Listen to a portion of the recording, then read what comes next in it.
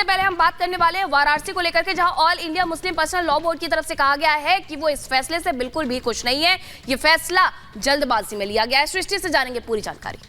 बिल्कुल मीनाक्षी, जैसा आपने बताया, बड़ी खबर यही है कि व्यास जी के तहखाने में पूजा की अनुमति के बाद से एक तरफ हिंदू पक्ष खुश है तो मुस्लिम पक्ष कह रहा है कि वो सदमे में है और वो सुप्रीम कोर्ट जाने की बात कर रहे हैं। हाई कोर्ट से झटका लगने के बाद में प्रेस कॉन्फ्रेंस की गई और अब सुप्रीम कोर्ट का रुख करने की बात मुस्लिम पक्ष की ओर से कही जा रही है। ये इस वक्त की बड़ी खबर आपको बता दें और इसी के साथ आपको बताएं कि राष्ट्रपति से भी मुलाकात करेंगे, इस बात का जिक्र किया गया है मुस्लिम पक्ष की ओर से। ज्ञानव्यापी में जो हो रहा है वो गलत है।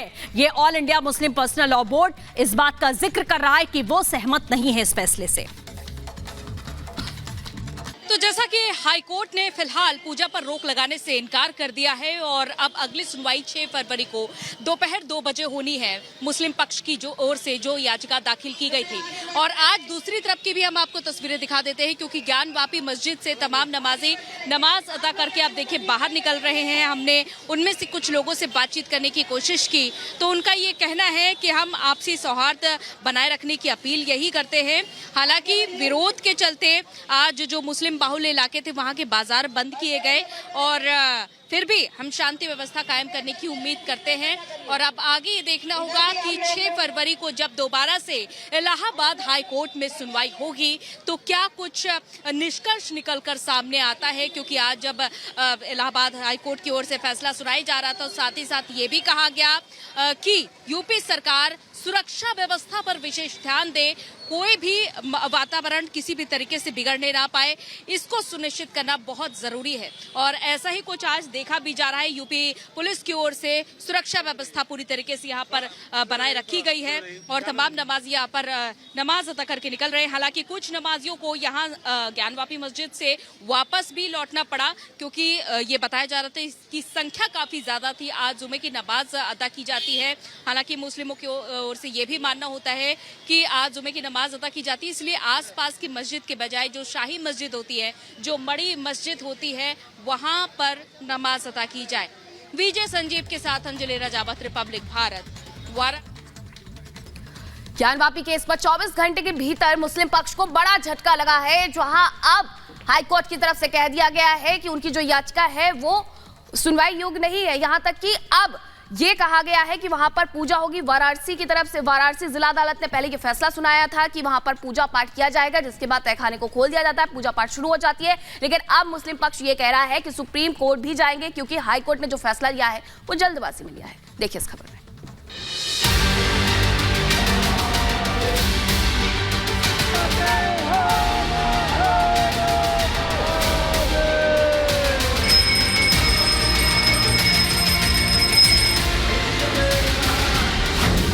पहले मिले सनातन के सबूत, अब तहखाने में पूजा की अनुमति। फैसले पर मुस्लिम पक्ष का ऐतराज। हर हर महादेव।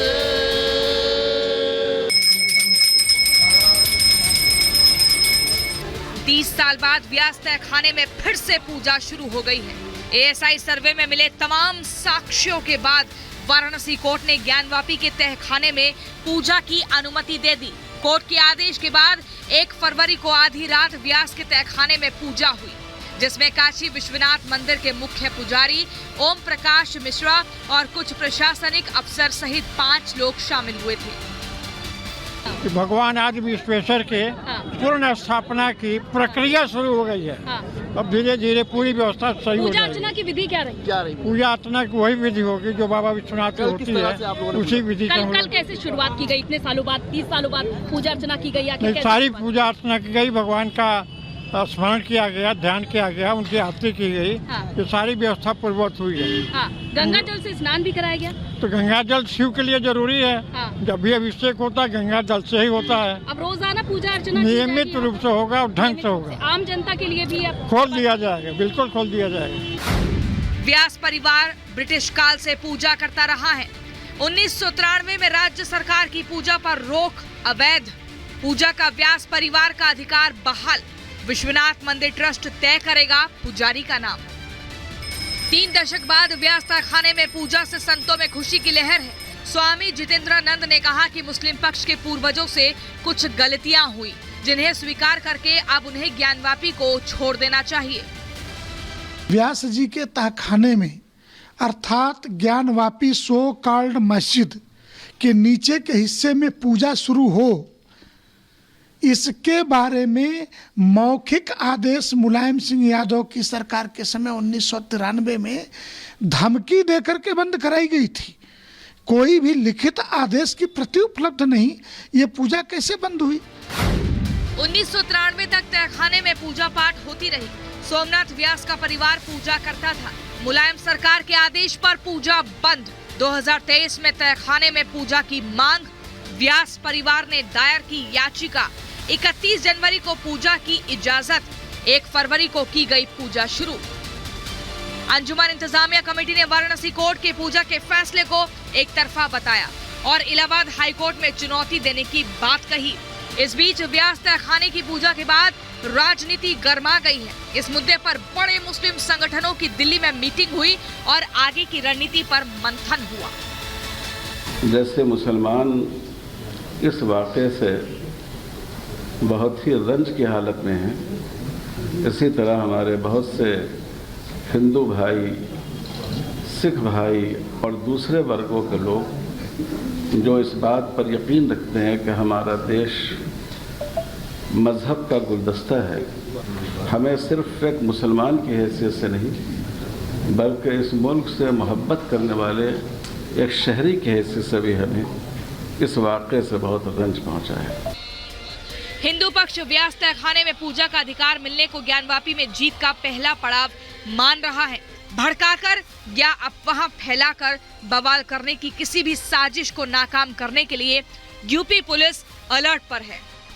तो जैसा कि आज जुमे की नमाज है और आप देख सकते हैं मेरे पीछे यहाँ पर सुरक्षा के चाक चौबंद इंतजाम नजर आ रहे हैं, क्योंकि ये दूसरा बैरिकेड है। इससे ठीक आगे एक और बैरिकेड आपको मिलेगा।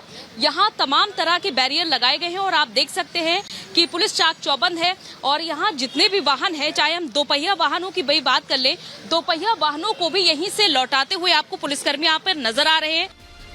अब तक कोर्ट कमिश्नर और एएसआई सर्वे में लगभग साफ हो चुका है कि ज्ञानवापी मस्जिद का निर्माण मंदिर तोड़कर हुआ, लेकिन मुस्लिम पक्ष इस कटु सत्य को स्वीकार नहीं कर रहा है। अपने पूर्वजों के झूठ को छिपाने के लिए बार बार अदालत में अर्जियों का सहारा ले रहा है, जिससे कि मामला तारीखों के मकड़जाल में उलझा रहे। Bureau report, Republic Bharat. और इसी बीच एक और बड़ी खबर आपको बता दें जो कि बिहार की सियासत से जुड़ी हुई है। आपको बताएं कि जीतन राम मांझी की तरफ से एक और मंत्री पद की बात यहां पर कही गई है। ये इस वक्त की बड़ी खबर आपको बता दें। यहां सीधे तौर पर कहा जा रहा है कि मंत्रिमंडल का विस्तार होना है और बिहार की सियासत से जुड़ी ये बड़ी खबर है। गृह मंत्री अमित शाह से भी बात करने की बात यहां कही है जीतन राम मांझी की ओर से। ये जिक्र किया गया है कि एक और मंत्री पद उन्हें मिलना चाहिए।